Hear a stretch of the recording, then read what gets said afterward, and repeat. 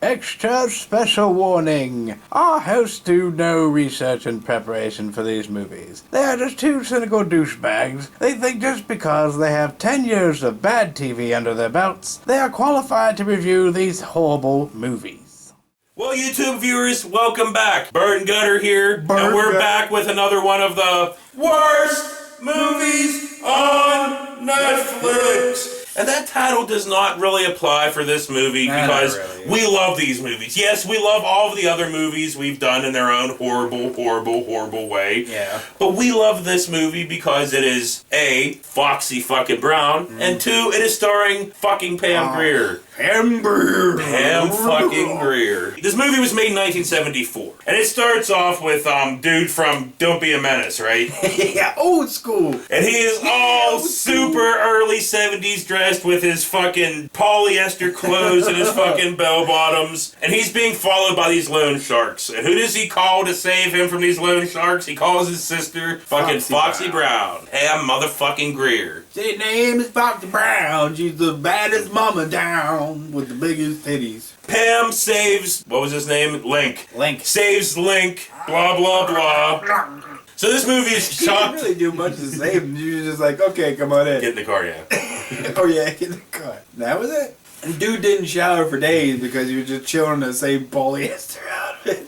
Yeah, this movie is chock full of everything bad, but I love it all. You know, I love every fucking minute of it, man. From the awful fucking clothes, to the horrible fucking acting, to the awful waka chicka fucking music.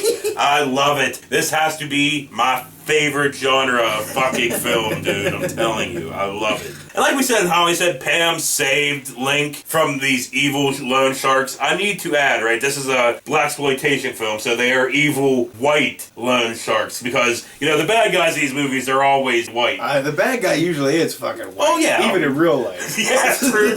So, can't relate to that. So all of a sudden, after saving her brother, bloop, Pam appears at the fucking hospital with some dude all fucking wrapped up like the Mummy, right? And I guess it's her fucking boyfriend because she just starts blowing him in the fucking hospital room. Well, I hope it's her boyfriend or somebody she at least knows. I mean, look, I would love to be just random stranger in the hospital with Pam Grier because it just starts blowing you. I'm like, oh, hey! But anyway, it was her boyfriend, right? And he went through this plastic surgery to hide his identity because he was an undercover fucking Fed or something, right? Yeah. But they're about to fucking do it, right? And this big, huge fucking nurse comes in, catches him. She goes to give him a sponge bath, lifts up his fucking robe, and he has a fucking boner. She's of course, you don't fucking see it, of course. But yeah, she's like, there will be none of that, and slaps his fucking boner. Wow! She's like, hey! He's like, ah! My dick screamed. He was like, oh! That doesn't really happen, does it? I'm like, no, calm down, you're fine. So just like all these exploitation films, everybody does awful kung fu. Oh, he's gay! There's lots of fucking karate chops and a lot of kicks that don't really go anywhere close to where they're supposed to go. See this movement here, like, guy! That would have sent him throwing across the room. One of the loan sharks in this fucking movie is the Kmart Powers Booth. And you know what? Just because I said it, he has to have the greatest name in fucking Hollywood. Powers Booth. You know? Like, you don't want to fuck with Powers Booth. You know? I wonder if he does that shit in the mirror. He's like, I'm Powers Booth. You know what? I'm going to take this moment here to actually do, like, a real review for a second, right? Oh, okay. I'm going to do my swearing and bitching and all that shit in a second. But, you know, Foxy Brown is actually one of the better exploitation films of the 70s, you know? You don't see the boom mic come down. There's not bad cuts everywhere. You know, it's actually a serviceable movie. Right, the acting's subpar, but still tolerable. Yeah. You know, it's not like TNT Jackson. No, they gave effort in this one, you know? You know, I mean, like... All around, it wasn't that bad of a fucking movie. Of course, fish face lady looking like a sweet transvestite. Yeah, Tim Curry. But it would have been better if we didn't just see fucking glimpses and flashes of Pam's fucking tits again. Yeah. You know, but hey, whatever. Like I said before, you know, just glimpses of Pam's tit is equal to full-fledged fucking naked Dennis DeVito vagina pussy lips. I would rather see Pam Grier's fucking flash of her fucking boob than a fucking nasty Dennis DeVine fucking bald puss. Foxy Brown gave you more than just a flash. Come on. It was flashes. Boom, they were there. Yeah. You saw them. All you had to do is hit pause. So Pam's boyfriend, now with a new face because he had his face taken off, he gets out of the hospital, and then Link decides he's going to tell on Michael to the loan shark, so he gets all kinds of coke. Michael gets fucking shot, and Foxy must go on a undercover sting into a model slash hooker fucking agency. We got it, Doug. And Michael was the whitest black man you will ever see. And he used to look like Malcolm X before he got his little face structure. So Pam's hanging out with this other hooker, this random hooker, and they basically humiliate Who looks like a Klingon, by the way. They basically humiliate this judge or whatever to piss off the fucking loan sharks. And then they go into hiding. Yeah. But the Klingon decides, I need to get out. So she goes to this lesbian bar where there is the Kmart female Lee Marvin, right? Dude, So Lee Marvin and stuff decides they need to keep this bitch here because the loan shark said to blah blah fucking blah. Next thing you know is fucking Pam Grier's beating the fuck out of the female Lee Marvin. Big the time. Kmart female Lee Marvin. Yeah. And then after that, she beats up the whole entire rest of the lesbian bar. Dude, she went fucking crazy on them. Beating them with fucking bar stools. She was just beating them down hand to hand. Dude, I would not fuck with her at all. So after this happens, Pam gets got by the fucking bad guys. Oh yeah, but he gave her like little rubber hand puss punch. She can whip everybody's ass, but he's like, blap, and she's like, eh. He was like, come here, hooker. He just kind of went, and she was like, I'm like, what? So yeah, they get her, they fucking dope her up with fucking heroin, and then they send her to the ranch, where there is Kmart Stone Cold Steve Austin's father and some other random redneck, right? And they're doing something with heroin, cutting heroin or whatever. Pam tries to escape and fails, right? So they tie her up to the bed and fucking dose her again. Yeah. So this time she wakes up, rolls over, her titties are all out, all wonderful and wonderful.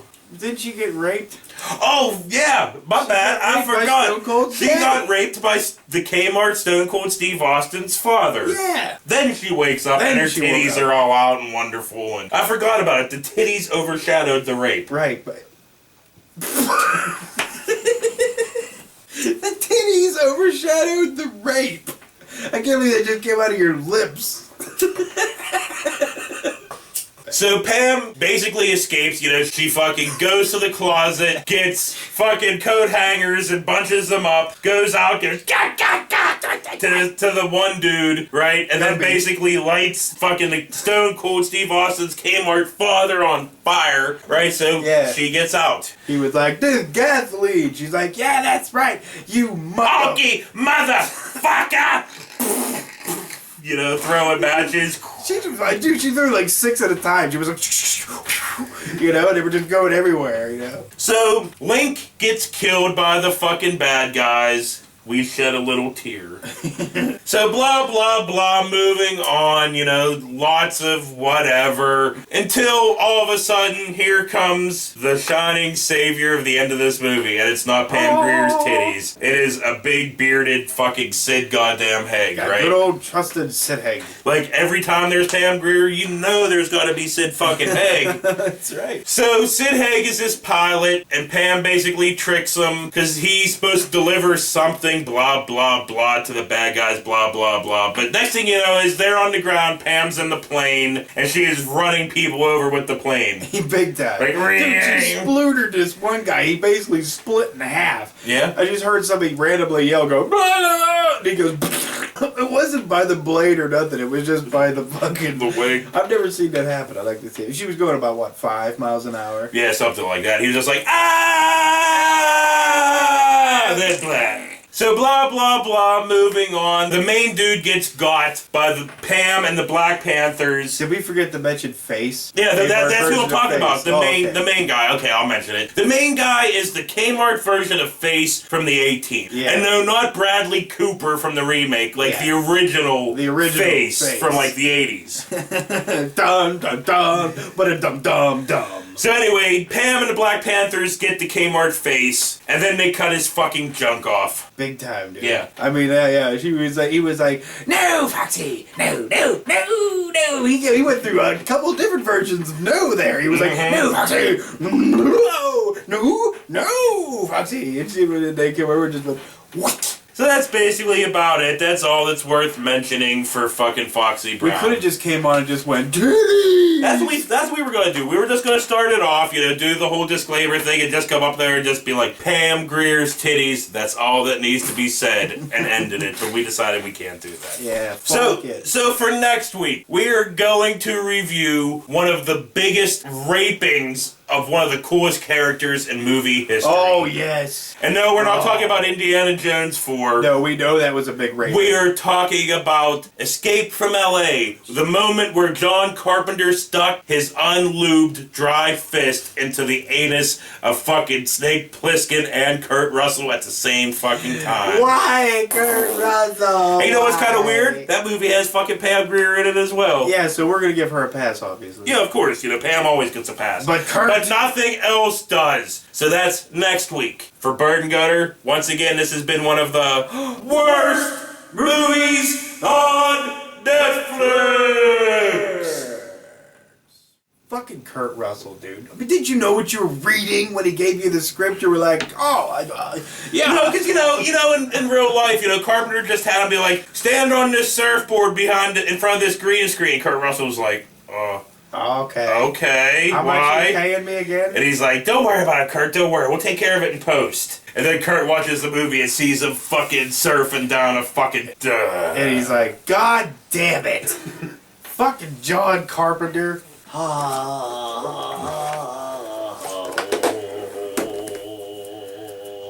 Big old titties. Well, they're old now. Yeah. But back then, they were awesome. So this movie starts off, this movie's fuck a big elephant. Take a fucking big elephant.